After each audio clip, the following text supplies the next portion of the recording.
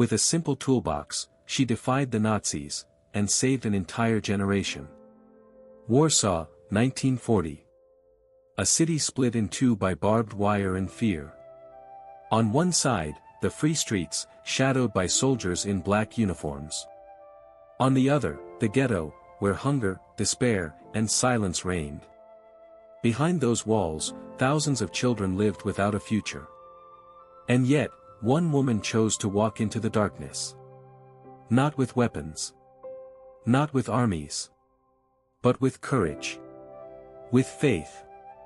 With love strong enough to challenge death itself. Her name was Irena Sendler. But history would come to call her something else, the invisible mother of 2,500 children. Imagine the streets filled with whispers, where every sound could betray you. Imagine carrying a child in your arms, knowing that if you stumble, both of you would vanish forever. Imagine hiding hope inside a toolbox, while the world outside demanded only obedience. What would you do, if silence meant survival, but your courage could mean the life of thousands? For most, the answer would be retreat. For Irena, the answer was different. She chose the impossible. She chose to see faces where others saw numbers. To hear names where others heard silence. To hold on to the belief that one act of defiance, repeated over and over again, could become a shield stronger than any wall of iron or stone. This is not only the story of a woman. It is the story of resistance without weapons. Of motherhood without blood. Of a love so fierce it refused to bow to tyranny. And tonight, you will walk through the ruins of Warsaw, through the guarded gates of the ghetto, and into the secret life of a woman who carried hope inside a toolbox, because in her hands, even the smallest gesture could hold eternity. Her name was Irena Sendler. To the world, she was just another face in a city occupied by fear. To her neighbors, she was a quiet woman, a nurse, and a social worker who moved through the streets with modesty. Nothing about her presence seemed extraordinary. And yet, beneath her calm expression burned a fire that no uniform, no wall, no order could extinguish. Warsaw had become a prison. In 1940, the Nazis sealed nearly 500,000 Jews inside the ghetto, an area no larger than a few city blocks. Families crammed into tiny apartments. Children scavenged for scraps in alleys. Disease and starvation claimed lives daily. To the German soldiers, the ghetto was nothing more than a holding cell, a waiting room for death. Irena walked those streets. She saw the hollow eyes of mothers who could no longer feed their children. She heard the silence of fathers who knew that work meant slavery, and refusal meant execution. And she felt the weight of thousands of children, robbed of their childhood, staring through the fences like ghosts of a future that might never come. She could have turned away. Many did. Obedience was the safe path. Silence, the expected choice. But inside Irena, another voice spoke. A voice that whispered of duty, not to the occupiers, but to humanity itself. It was not loud. It was not commanding. It was the quiet insistence of conscience, an invisible calling that said, if you can save even one child, you must. At first, her work was simple. As a nurse, she brought medicine and food to the ghetto under the guise of official inspections. But what she carried in her heart was far heavier than bandages or bread. She carried the unbearable knowledge that each visit might be the last time she saw those children alive. So, she began to act. Quietly. Cautiously.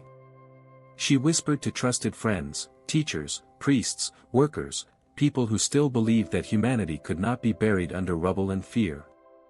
Together, they formed an invisible web, a network of courage hidden in plain sight. They were not soldiers. They were not leaders. They were ordinary souls who decided that obedience was not an option. Each risked their lives, their families, their freedom, knowing that discovery meant death. And yet, they moved like shadows through the streets, passing messages, carrying false documents, building a fragile bridge of hope over the abyss of despair. Irena was at the heart of it. She did not wait for orders. She created them. She transformed compassion into action. She transformed fear into resolve. And every step deeper into that forbidden world brought her closer to the moment when her invisible calling would demand the unthinkable, not just bringing medicine to the ghetto, but smuggling children out of it. Because in a city where silence meant survival, she had already chosen the dangerous path of speaking with her actions. It began with whispers. A plan so fragile, so daring, it could collapse with the sound of a single boot on the pavement. To rescue children from the ghetto was not only forbidden, it was punishable by death. Yet Irena Sendler, guided by her invisible calling, chose to attempt the impossible. Her first tools were not weapons or strategies of war. They were objects so ordinary, so unimposing, that no soldier would suspect them. A wooden box. A sack of potatoes. An ambulance. The toolbox became her shield. Inside it, hidden beneath wrenches and nails, she carried something far more precious than steel, life. Infants, wrapped in rags, small enough to fit within its cramped wooden walls, were smuggled past the eyes of guards who saw only a worker, never a rescuer. Each time the box clicked shut, Irena's heart raced. Each step beyond the checkpoint could mean discovery. And discovery meant torture. Death. Not only for her, but for the child within. When the box was too small, she used potato sacks, carried on carts that seemed to hold nothing but food for the soldiers.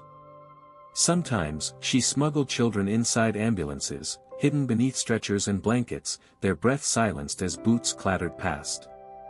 Other times, she disguised them as her own patients, pale and sick, whom the guards preferred not to touch.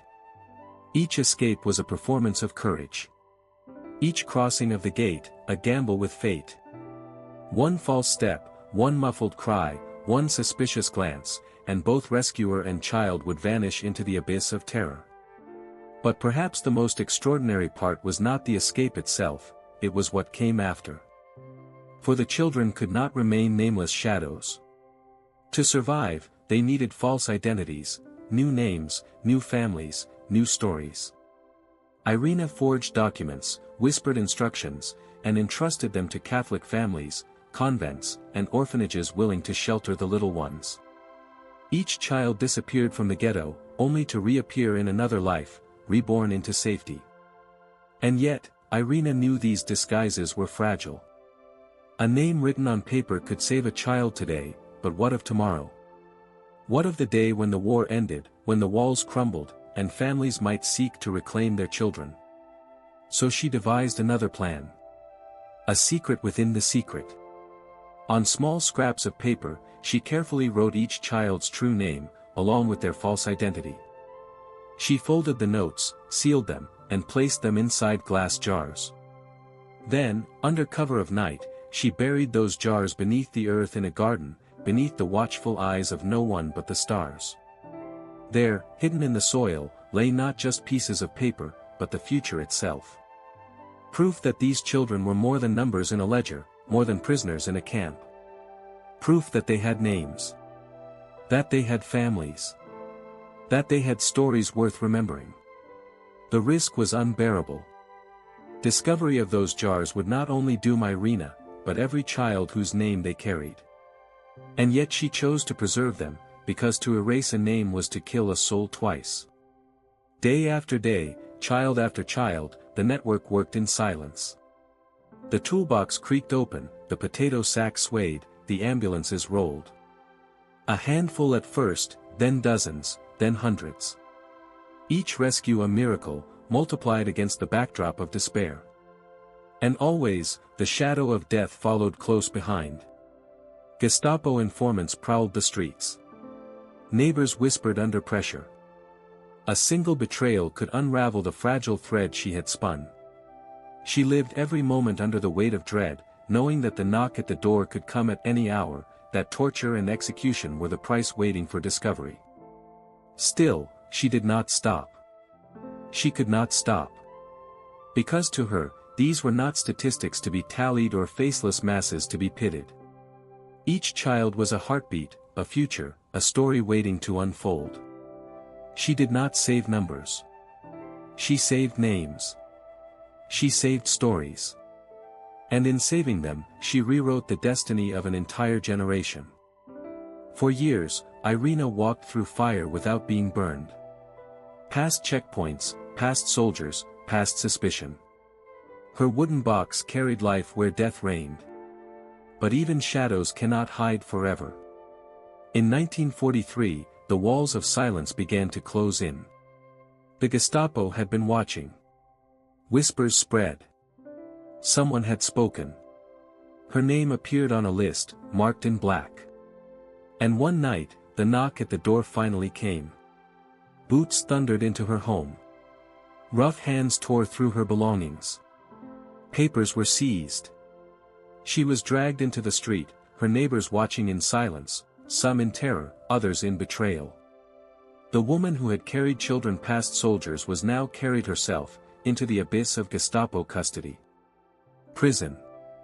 Concrete walls dripping with cold. Air thick with despair. For most, capture meant the end. The Gestapo had perfected the art of breaking bodies and shattering wills. Irena knew what awaited her. And still, she did not beg. She did not flinch. The interrogations began. They demanded names. Names of families. Names of children. Names of the network that had defied them for years. But she said nothing. Pain came swiftly. They broke her bones. They crushed her feet and legs until she could no longer walk. They beat her until her body screamed in agony.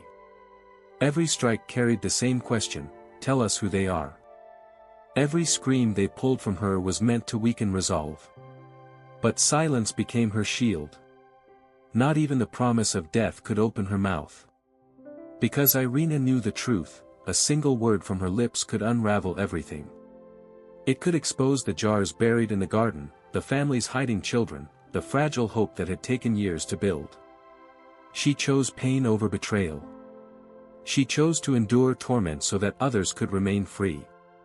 And while her body lay shattered in prison, the network did not collapse.